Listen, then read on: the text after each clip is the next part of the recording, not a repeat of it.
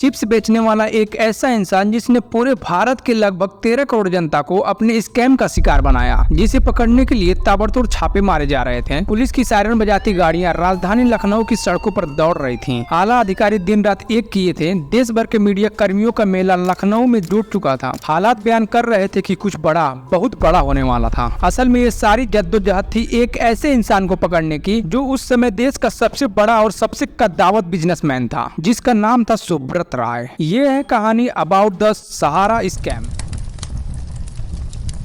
दिनांक 10 जून 1948 को बिहार में स्थित अररिया नामक जिले में एक बच्चा जन्म लेता है जिसका नाम सुब्रत राय रखा जाता है, जिसके पिता बिहार के ही एक छोटे से शुगर मिल में काम किया करते थे ताकि उनके परिवार के खर्चे चल सके। सुब्रत राय के 5 साल की उम्र में ही उनका एडमिशन एक नर्सरी स्कूल में करा दिया गया। शुरुआती दिनों में उनका पढ़ाई में मन नहीं लगता था, जिस वजह से 10वीं की पढ़ाई के लिए उनका एडमिशन कोलकाता के होली चाइल्ड स्कूल में करा दिया जाता है। और ये बच्चा वहाँ जाकर कुछ अमीर दोस्तों से मिला। दोस्तों की अमीरियत भरी बातें सुनकर इसके मन में भी अमीर बनने का सपना उठने लगा और उसने बहुत ही मन लगाकर 10वीं की पढ़ाई पूरी की। 10वीं पास करते ही सुब्रत राय ने इंजीनियरिंग करने को सोचा और उसने बहुत से एंट्रेंस एग्जाम दिए। रिजल्ट आते ही पता चला कि उसका एडमिशन यूपी के गोरखपुर जिले में स्थित एक सरकारी कॉलेज राजकीय पॉलिटेक्निक इंस्टीट्यूट में मैकेनिकल ब्रांच में हो गया है। और ये सब देखते हुए सुब्रत राय अपने माता पिता के साथ गोरखपुर आ जाता है। गोरखपुर आते ही सुब्रत राय के माता पिता गोरखपुर के तुर्कमनपुर इलाके में किराए पर एक मकान लेकर रहने लगते हैं और यहीं से सुब्रत राय डेली कॉलेज आने जाने लगता है। सुब्रत राय काफी मन लगाकर अपनी इंजीनियरिंग की पढ़ाई करते हैं ताकि उनका कॉलेज खत्म होते ही कहीं न कहीं एक अच्छी जॉब लग जाए। सुब्रत राय के फाइनल ईयर के दौरान उसके पिता की मृत्यु हो जाती है, जिस वजह से परिवार की पूरी रिस्पॉन्सिबिलिटी सुब्रत राय के ऊपर आ जाती है। सुब्रत राय किसी तरह अपनी इंजीनियरिंग की पढ़ाई पूरी करता है और जॉब न करके अपना खुद का स्टार्टअप शुरू करने को सोचता है। एक दिन सुब्रत राय अकेले अपने घर पर उदास होकर बैठा था, तभी अचानक से उसकी नजर उसके पिताजी के लैम्बरेटा स्कूटर पर पड़ती है। उसने सोचा क्यों ना स्कूटर से गांव-गांव घूमकर चिप्स बेचा जाए और उसने बिल्कुल वैसा ही किया। आराम से ये लोगों को स्कूटर पे चिप्स बेचते थे और उससे थोड़ा बहुत पैसा कमाने की कोशिश करते थे। धीरे धीरे इनके दिमाग में एम्बिशंस बढ़ने लगे। इन्होंने सोचा कि यार इस दुनिया में चलना है तो भाई किसी भी तरह बहुत सारा पैसा कमाना होगा। और इसी चक्कर में सुब्रत राय ने अपना एक नया जरिया चालू किया। सुब्रत राय जब चिप्स बेचने निकलते थे तो रास्ते में वे अलग अलग दुकानदारों से, दूध वालों से मिला करते थे, जिनसे वे उनका बिजनेस मॉडल समझा करते थे। और यहीं पर सुब्रत राय को एक बड़ी बिजनेस की अपॉर्चुनिटी दिखाई दी। उन्होंने सोचा क्यों ना इन सभी सब्जी वाले, दूध वाले और इन सभी छोटे छोटे दुकानदारों को अपने साथ जोड़ लिया जाए और इन सबको एक बड़े बिजनेस का ऑफर दिया जाए। सुब्रत राय लोगों की नीड्स को समझ चुके थे कि लोगों को जरूरत है कि जब उनको कोई भी बीमारी हो तो उनको कोई भी पैसा लाकर दे दे। इस वजह से उन्होंने दुकानदारों से बात करना चालू किया कि आप रोज मुझे 5 रुपए या 10 रुपए दिया करिए, उसको मैं इन्वेस्ट करूंगा अपनी कंपनी में और बाद में मैं उसका डबल ट्रिपल बनाकर दे दिया करूंगा। शुरुआती दिनों में सुब्रत राय को पता था कि बहुत ही कम लोग हम पे ट्रस्ट करेंगे, जिस वजह से इनके माइंड में बहुत बड़ा प्लान चलने लगा था। सुब्रत राय ने शुरुआती दिनों में लोगों से इन्वेस्ट करवाना शुरू किया और 1 साल बाद उनको 2 से 3 गुना पैसा देना शुरू किया। और जिन लोगों को भी पैसा मिला था,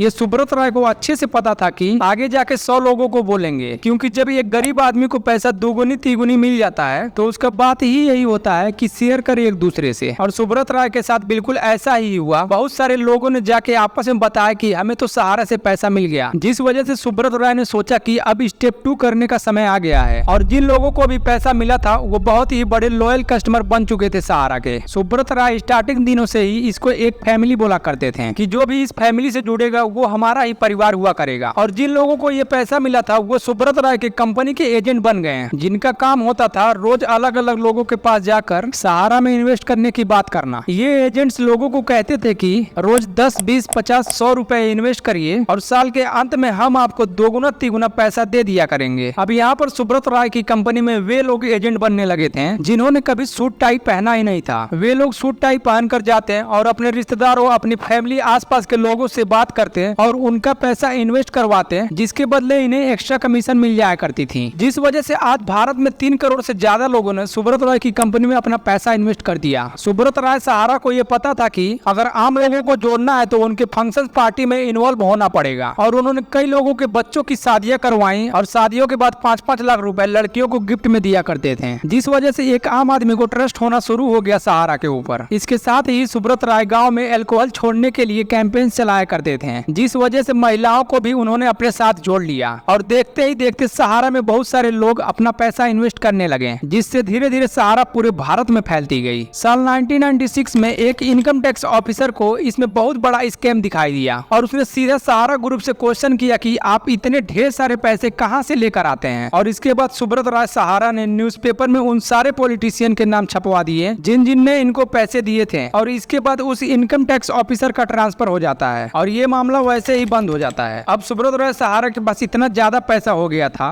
कि वे अपने पैसे हर फील्ड में लगाने लगे थे। उन्होंने अपना एक मीडिया नेटवर्क बनाया, साथ ही उन्होंने एयर सहारा की शुरुआत की और कुछ सालों बाद 2005 में जेट एयरवेज को लगभग $500 मिलियन में बेच दिया। इसके साथ ही इन्होंने कई सारे होटल खरीदे, जैसे न्यूयॉर्क प्लाजा होटल, ग्रोसवेलर हाउस जैसे बहुत सारे होटल खरीदे। सुब्रत राय ने भारतीय क्रिकेट टीम को भी करीबन 12 से 13 सालों तक स्पॉन्सर किया। इंडिया के हॉकी टीम को भी स्पॉन्सर किया। इसके साथ ही इन्होंने F1 रेस की कंपनी को भी स्पॉन्सर किया। इसके साथ ही सुब्रत राय ने लखनऊ को अपनी सहारा सिटी बनाया, जहां पर एक हेलीपैड था, क्रिकेट स्टेडियम था, गोल्फ कोर्स था, करीब 3500 लोगों को बैठने का एक ऑडिटोरियम था, 124 सीटर का सिनेमा हॉल था, प्राइवेट जेट की लैंडिंग का स्पेस था, हेल्थ केयर सेंटर था, 11 किलोमीटर बड़ा एक लेक था और वहाँ पे पेट्रोल पंप भी था। इतनी सारी फैसिलिटी लखनऊ जैसे एरिया में दे दी। सुब्रत राय सहारा एक ऐसे इंसान थे जिनको पॉलिटिशियन काफी सपोर्ट किया करते थे, फिर चाहे वो किसी भी पार्टी का हो। इसके साथ ही सुब्रत राय ने एमबी वैली सिटी खड़ी की, मुंबई से करीब 2 घंटे की दूरी पे, जिसमें करीब 500 बंगलो थे, जिसका प्राइस 500 करोड़ से लेकर 20 करोड़ रुपए के बीच हुआ करता था। ये करीब 10,000 एकड़ में फैला हुआ एक प्लांट टाउन था, जिसमें 3 मैन मेड लेक्स बनाए गए थे। इसको रॉयल इंडियन आर्किटेक्चर से डिजाइन किया गया था। 1300 यार्ड का एयरपोर्ट था, फाइन एंड रेस्टोरेंट थे, मूवीज हॉल थे, यहाँ पे मूवीज की आके शूटिंग भी हुआ करती थी। और इतना बड़ा एमबी वैली इन्होंने मार्केट में बेचना शुरू किया। सुब्रत राय यही किया करते थे। उन्होंने सोचा कि हम गरीबों से पैसे लेंगे, उसको बड़ी बड़ी चीजों में इन्वेस्ट करेंगे और वहाँ से पैसे निकाल के लोगों को देंगे। लेकिन ये प्लान तो लोगों को बताने वाला था, असलियत में तो सुब्रत राय एक बड़ा स्कैम कर रहे थे। सुब्रत राय सहारा पूरे देश में लोगों को जोड़ते जा रहे थे, लेकिन एक ऐसा टाइम आया जब इनकी कंपनी में अचानक से डाउनफॉल देखने को मिला, क्योंकि इनकी कंपनी में कम लोग इन्वेस्ट कर रहे थे और वहीं पर पैसे निकालने वालों की तादाद काफी ज्यादा बढ़ती जा रही थी और सुब्रत राय सहारा को पैसे देने में काफी ज्यादा दिक्कत हो रही थी। और ऐसा हो भी क्यों ना, क्योंकि सुब्रत राय सहारा गरीबों के पैसों को अपने पर्सनली कामों के लिए यूज करते थे। सुब्रत राय सहारा ने जब अपने बड़े बेटे की शादी किए थे तो पूरा बॉलीवुड झूमते हुए लखनऊ आया था। इस मैरिज में $16 मिलियन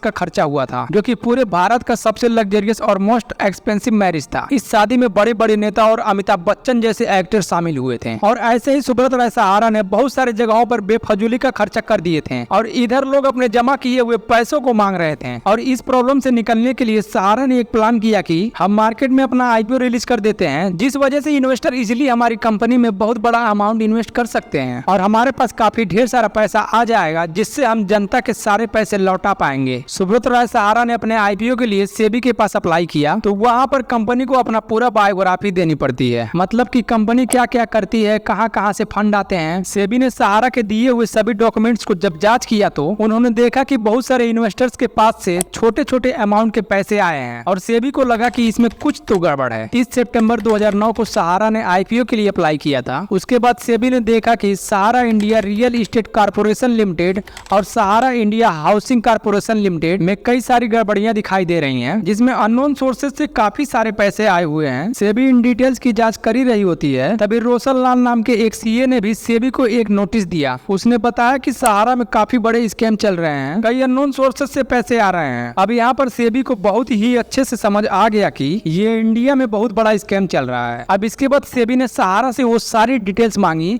कि किन किन इन्वेस्टर्स ने आपकी कंपनी में इन्वेस्ट किया है, और फिर सेबी को पता चलता है कि करीबन 3 करोड़ लोगों ने इस कंपनी में इन्वेस्ट किया हुआ है। और वहाँ से सेबी को पता चलता है कि कंपनी ने 24,000 करोड़ रुपए से ज्यादा पैसे अलग अलग इन्वेस्टर से जुटाए हुए हैं। उसके बाद सेबी बोलती है कि आप एक काम करिए, जितने भी इन्वेस्टर्स हैं एक बार उनके सारे पैसे रिफंड कर दीजिए, ताकि हमें सारी डिटेल्स पता चल जाए कि किस किस इन्वेस्टर के पास से आपको पैसे आए हुए हैं। लेकिन इसके बाद सहारा इलाहाबाद हाईकोर्ट जाती है और सेबी के ऑर्डर के ऊपर स्टे लग जाता है। फिर ये मामला सुप्रीम कोर्ट में जाता है। अगस्त 2012 में वहाँ सुप्रीम कोर्ट सहारा को ऑर्डर देती है कि अगले 3 हफ्तों के अंदर आप सारे इन्वेस्टर्स को 15% ब्याज की दर के साथ सारे पैसे लौटाएंगे। और यहाँ पर उनको 3 डेडलाइन दिया जाता है कि आप 3 स्टेप में पैसे दे सकते हैं, जिसमें सबसे पहले इन्होंने 5,120 करोड़ रुपए अपने सारे इन्वेस्टर्स को दिए, लेकिन दूसरी और तीसरी किस्त उन्होंने समय पर नहीं चुकाई। जिसके बाद जब सुप्रीम कोर्ट ने पूछा आपने दूसरी और तीसरी किस्त क्यों नहीं चुकाई, तो उन्होंने कहा कि मैंने पहली ही किस्त में इन्वेस्टर्स के सारे पैसे लौटा दिए हैं। अब इसके बाद सुप्रीम कोर्ट और सेबी ने सहारा से कहा कि अगर आपने पूरे पैसे लौटा दिए हैं तो उन सभी के डिटेल्स हमें दीजिए। तो सुब्रत राय ने बोला रुको बेटा, मैं तुमको मजा चखाता हूँ। सुब्रत राय को पता था कि शायद सेबी के पास इतना मैन पावर नहीं है, तो 127 ट्रक भर भर के इन्होंने डॉक्यूमेंट्स भेज दिए कि लो भैया पढ़ते रहो, इसी डॉक्यूमेंट्स में पढ़े रहो। लेकिन सेबी का अब ईगो हर्ट हो गया था। वो बोलता है ना